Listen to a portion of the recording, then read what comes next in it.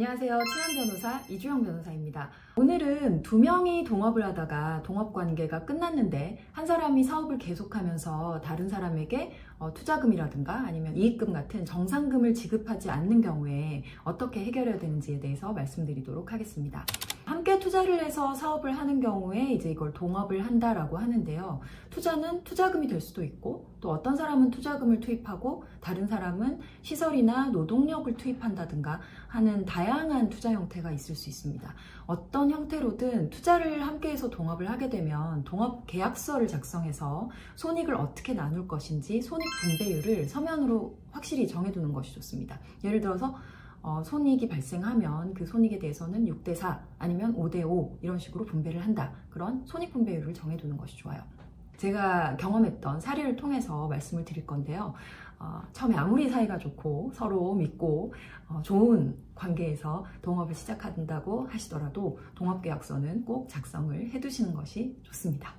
동업을 하다가 서로 합의를 해서 사업을 그만두게 되면 이제 손익금을 동업계약서에서 정한 대로 나누면 되는데요. 그런데 한 명은 사정이 생겨서 동업을 그만하고 싶은데 다른 한 사람은 계속 사업을 하려고 하는 경우가 있습니다.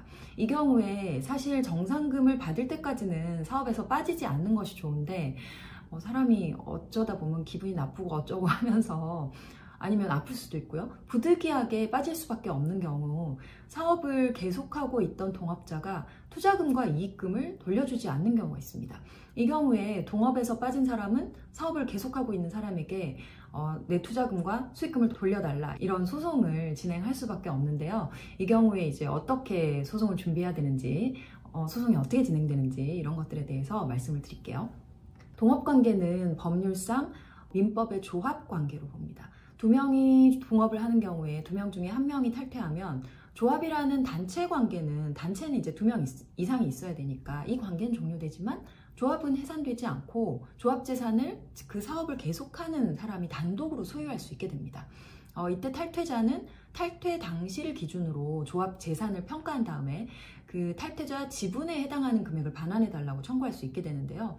이때 조합원 지분 비율은 실제로 내가 투자한 금액의 비율 이게 아니라 조합 내부의 손익 분배 비율을 기준으로 합니다. 그래서 만약에 동업계약서에 손익 분배 비율이 5대5로 되어 있다고 하면 처음 시작할 때 투자금을 3대7로 했더라도 이 손익 분배 비율을 기준으로 정상금을 받을 수 있는 겁니다. 그래서 동업계약서를 작성하실 때 그 손익 분배율에 대해서 정확하게 작성하는 것이 좋다고 말씀드리는 거고요.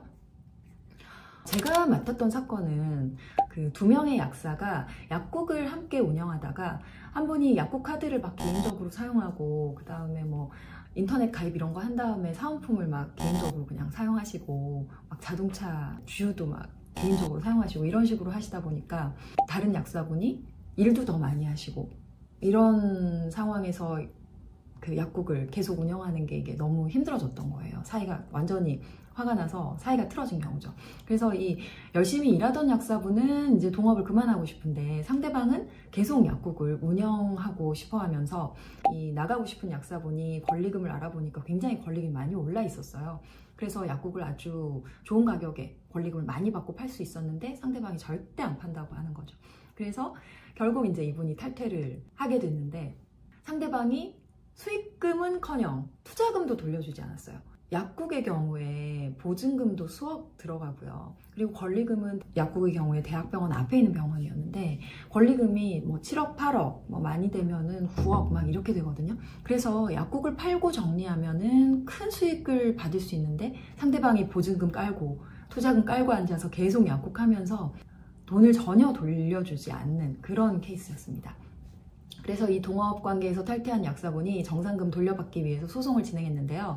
약사분이 처음 선임한 변호사님하고 소통이 잘 안 되고 그리고 그 변호사님 사무장만 연락이 되고 뭐 이런 상황이어가지고 1년 동안 고생을 좀 많이 하셨어요. 소송이 진행도 제대로 안 되고 그러다가 이제 변호사를 바꿔서 저희한테 오시게 됐는데요.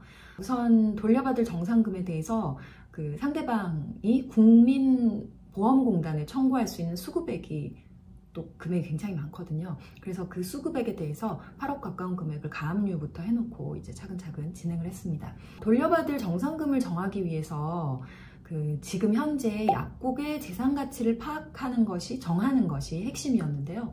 재산은 뭐 재고자산, 매출 채권, 임대보증금 채권, 그리고 도매상 채무, 그다음 권리금, 이런 것들을 다 종합해서 금액을 정해야 되는 것이었거든요. 그 중에서도 권리금을 감정하는 문제로 이 사건에서는 굉장히 첨예하게 다퉜어요. 사실 이 약국의 경우에 처음에는 권리금이 4억이었는데 나중에 저희 의뢰인인 약사님이 나올 때 권리금을 파악하기로는 거의 7억에 가까운 권리금을 받을 수 있었거든요. 근데 상대방이 4억도 인정할 수 없다고 막 계속 다투면서 감정을 정말 한 3번 정도 했습니다. 전문가인 감정인이 한 감정평가액을 상대방이 계속 받아들이지 않으면서 계속 이의해가지고 정말 이 사건은 쉽지 않았습니다. 근데 사실 상대방이 좀 억지스럽게 다툰 부분이 많기 때문에 결국 저희가 주장하는 금액이 거의 가깝게 인정이 됐고요. 이 사건의 경우에 근데 상대방이 정말 억지를 많이 부리고 막무가내여가지고 1심하고 항소심하고 대법원까지 갔습니다. 나중에 이게 대법원 판결이 확정되기까지 시간만 4년 이상의 시간이 걸렸고요. 그리고 4년이 아니죠. 거의 5년 시간이 걸렸고요. 그리고 나중에 상대방에게 청구한 소송 비용만 몇천만 원이었습니다. 네. 이렇게 동업이 한번 잘못되면 금전적으로 손해가 또 크고 정말 수년 동안 마음고생을 하시기 때문에 동업은 정말 신중하게 하셔야 되고요. 이 약사님이 진짜 동업 때문에 고생 많이 하셨는데 이제 사건 마무리되고 정상금도 다 돌려받으셨으니까 앞으로 이 사건, 이 어려운 일을 디딤돌로 삼아서 더 크게 날아오르시기를 진심으로 바라겠습니다. 네, 오늘은 동업관계 정상금에 관한 내용에 대해서 말씀드렸고요. 도움이 되셨다면 구독, 좋아요 부탁드립니다. 감사합니다.